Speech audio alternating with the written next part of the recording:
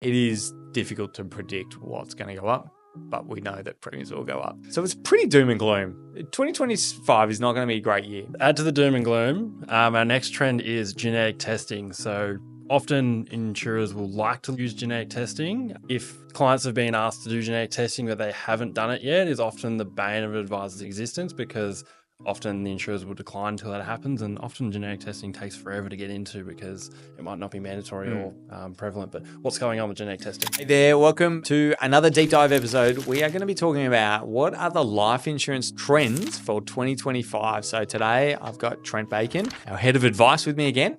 Good to be here.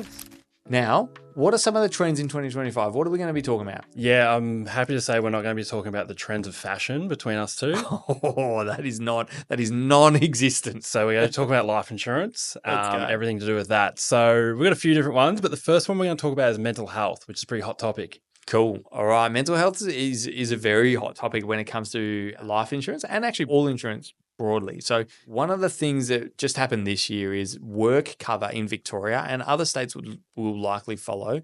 Work cover in Victoria, what they did is they limiting mental health claims for anything that's not really significant. So, normal workplace stress, anxiety won't be covered under a work cover. But if it's really significant, really severe, then it still may cover it. So what that means is when it comes to mental health, there is a big drag on insurance cost and claims when it comes to mental health.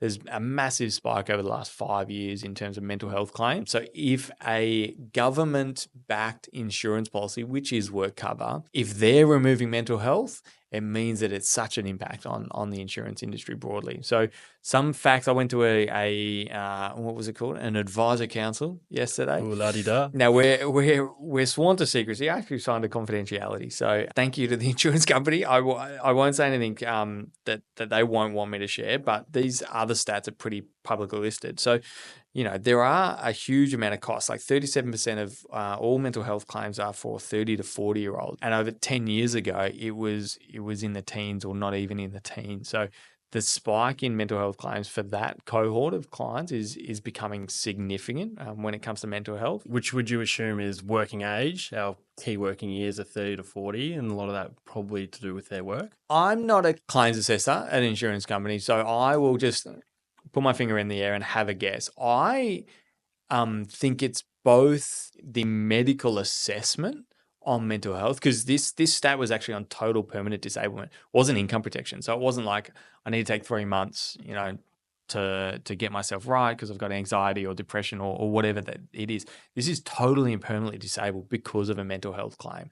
So they're really significant. And to get a TBD claim, it's, you're going to not be able to work again. So I don't know, as I said, but my guess would be the medical assessment when it comes to mental health, maybe some hesitation on, or also more being much more keen to write someone as totally and permanently disabled more than they ever have in the past, because there may be some concern about, sending someone back to work if they're not feeling right mentally. So that's probably my guess, but I've got no idea. And mental health is such a difficult one for an insurance company to assess on, because it's all in your brain. You can't scan your brain and say, yes, there's a mental health condition. It's based on our own feelings. And, again, I'm not a doctor, so I'm not, let's just all recognize that I'm not an expert on mental health. There's conditions. only one Dr. Phil, and he doesn't live in Australia. That's right. So mental health is a really big drag on the cost of insurance. And so what we're going to see, we've seen income protection policies change in the past. So 2021, income protection policies change. But what we're going to see moving forward is disability. So total permanent disability changes will be a massive change. And that's because of mental health is the main reason for it. Yeah. You must be on payroll, because trend 2 is TPD changes. Great. What have we got there? What are we thinking is going to happen? So the only one insurer has come out to market with a new policy. The industry in insurance is funny. Like no one wants to be the first because they're all freaked out. They all want to look at each other and assess what's good and what's bad. As advisors, we always make assessments. We do a bit of research into these products. When we make assessment, do we think this will replace our current recommendation on the policies? The one that's in market at the moment, we don't think is viable. And unless there's a really significant cost disparity between the old products and the new. So I'm going to guess of what's going on based on my conversations with insurance companies, but TPD will move from, for physical conditions, will likely be a once-off payment like they are today. If you're totally permanently disabled for a physical condition, they'll pay you a claim. But for mental health, my discussions with insurers is it will be staggered payments. So maybe 1/5 of the claim will be paid every year for 5 years. That's some thinking, or it may be staggered where a percentage will be paid up front if you're assessed, and then every 18 months will be, maybe the next 3 payments every 18 months, they'll make another medical assessment. Are you still totally and permanently disabled from a mental health point of view? We'll pay you the next X percentage of the claimable benefit. So I've been in these conversations because they like to hear from advisors, like what do we think is good from a client experience point of view. But yeah, that's my guess. TPD is going to significantly change. It's going to be massive. I've got some more stats actually from this offsite, from this council that I was in. This one insurance company, TPD own occupation, they work out, okay, what's our estimated cost? They've got a projected cost at 100%. And then what's the actual claims rate? It's own occupation TPD is costing 184% of what they expect it to cost. TPD any occupation is costing 127% of what they expect. Fortunately, life insurance is cheaper than what they expect. So what that tells us is TPD premiums are going to go up, and products need to change from the insurer's point of view. So that's a massive change that will come. We don't know actually what the policy is going to look like exactly, but we all know that they're going to change it. Awesome. So to keep the good times rolling, trend 3, you've already rolled into it. Premiums on the rise. Premiums, as I said, like these products are currently unsustainable. Like at the end of the day, the ideal is an insurance company thinks that they're going to take 100% of, this is going to cost 100%, and the claims match exactly right. If it's over, they need to increase premiums. So yeah, we do see premiums continuing to rise for certain categories of products. So life insurance will probably come down, and insurers, they love to kind of like offset some of the costs. Like if TPD is going to be more expensive, they want to bring down life insurance so the total cost is cheaper. But I expect a lot of the policies to go up. Income protection, on the new income protections, they more sustainable. But yeah, TPD is just costing insurance. They're losing money. Yeah. Anytime you're a customer of a company that's losing money, it's kind of great while they lose the money, but then they've got to recover it over time. So yeah, we do expect premiums to go up over the short term. Hopefully it does stabilize, but there are so many things going on in this market that it is difficult to predict what's going to go up. But we know that premiums will go up. So it's pretty doom and gloom. 2025 is not going to be a great year. To add to the doom and gloom, our next trend is genetic testing. So often insurers will like to use genetic testing. If clients have been asked to do genetic testing but they haven't done it yet, is often the bane of an advisor's existence, because often the insurers will decline until that happens, and often genetic testing takes forever to get into because it might not be mandatory or prevalent. But what's going on with genetic testing? So genetic testing, it's kind of good and bad. So it depends on where you sit from a policyholder point of view. So what's proposed to happen, and both sides of government have said that they're pretty keen to legislate this, is insurers won't be able to use genetic tests to negatively impact a policyholder, so at application stage. So currently, as you said, if you are going to get one, the insurer will say, hey, we can't make a decision until we know the outcome. In the future, they just can't ask whether you've got one or had one. And even to the point, if they get a doctor's report and the doctor's report says that there's a genetic test done and it has an adverse finding, they need to pretend like they don't know that, which is really kind of unusual in the insurance space. At the end of the day, underwriting is about, let's get the information we need to make an assessment to price the risk accordingly. So we just said this is doom and gloom, but you're telling me that the client's going to be better off in this situation. The client Where's the catch? Yeah, the client's less likely to get an exclusion or a loading on it because of it. The catch is we all pay premiums into a big pool. Like insurance is like communism.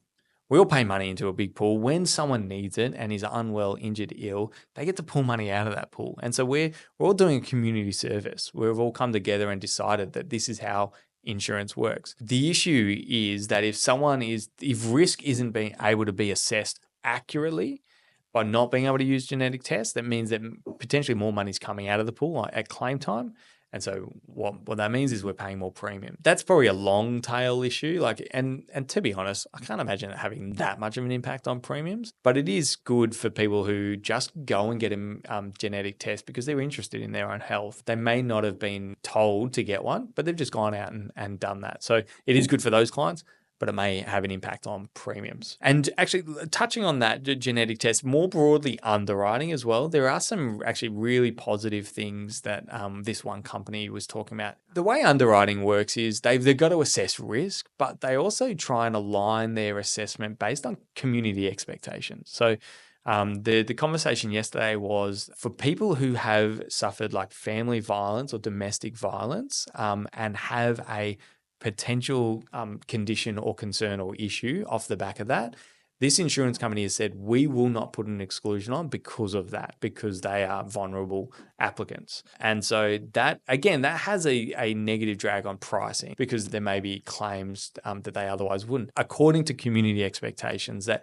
if someone has suffered through something like that, then it's not going to negatively impact. They're not going to be declined insurance cover because of it. That's something that I think is like incredibly healthy. And as we talked about this pool of money, I'm happy to put a bit extra into that pool, knowing that insurers are making these judgment calls to say, we're not going to ping someone for the horrendous situation that they were in or they've come out of. There's great things like that are going on that underwriters, at the end of the day, they're human beings. They care about every policyholders and especially like these executives, everyone thinks insurance companies are all douchebags. And you sit in these meetings with these executives and they care deeply around their policyholders. And so these type of things that they're doing is super positive when it comes around underwriting. But underwriting is a moving goalpost, as we know. Like, they say yes today and they'll say no in a year's time. But I do believe something like this will be a big legacy that a lot of insurers will pick up. No one knows how to speak like an underwriter. Yeah. If you've ever spoken to an underwriter on the phone, it is near impossible to get off. They want to tell you every detail about why they've done it. And it's often really good, but sometimes you just really want to get off the phone. And there are some underwriters that our team have learned to ask the question and say, sorry, I've only got 5 minutes. I've got to run into a client meeting. Can I get the answer to this? For that exact reason. Yeah, get in, get out. So our trend 5 is regulatory change. Yeah, so this is a big one, and we're recording this before the election, and who knows who's going to be elected, but there is a lot of appetite where advice is going to be hopefully more accessible. So delivering better financial outcomes package. So the government, the current government, have delivered like announcements about what they're going to do to make advice easier, more accessible. So some of the things that is coming in the future is super funds will be able to talk to their clients and maybe encourage their clients to positively impact their super balance. So, they may, today super funds can't go out to their members and say, hey, did you know you could put extra into your super and get a tax deduction for it?